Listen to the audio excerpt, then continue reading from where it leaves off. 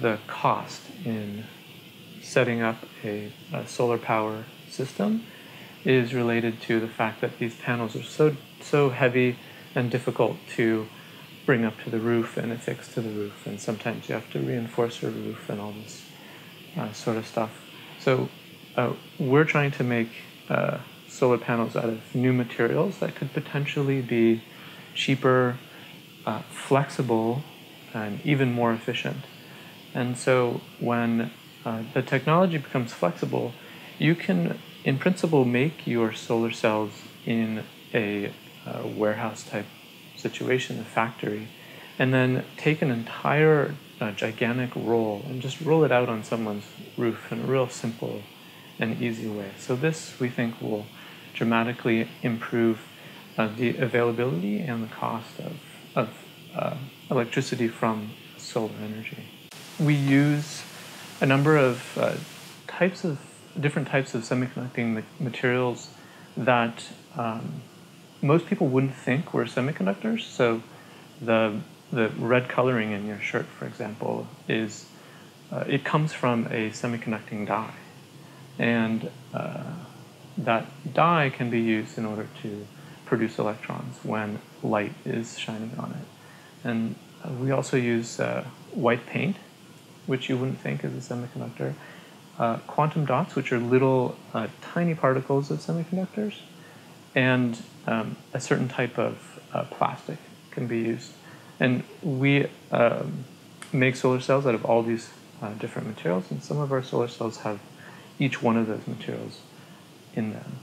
And one of the challenges for us is to understand how the solar cells work. So you need current and you need voltage in order to produce electric power.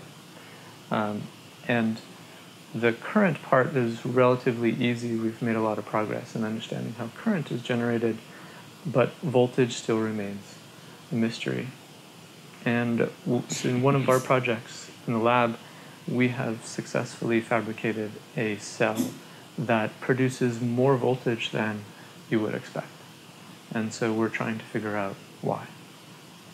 I think the entire world should be interested in our research findings. So what's interesting about the energy market is that it's a global market, and energy is bought and sold as a commodity, and same with solar panels.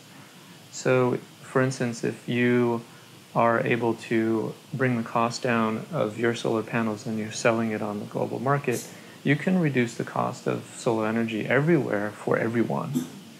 And the trick is to be able to bring the cost down below fossil fuels, below the cost of fossil fuels, and thereby making them obsolete.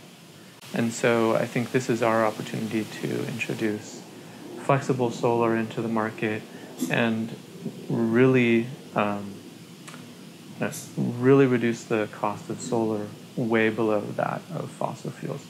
Even today in Texas, solar PV is cheaper than any other form of energy. But we want that to happen everywhere in the world.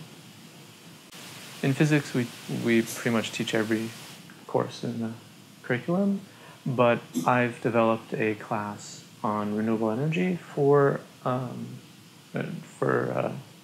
all students, not just physics students. And in that course, we look into these questions of how much energy do we use as Americans, and in what ways do we use energy, and where does that energy come from, and what are the consequences of using energy in that way.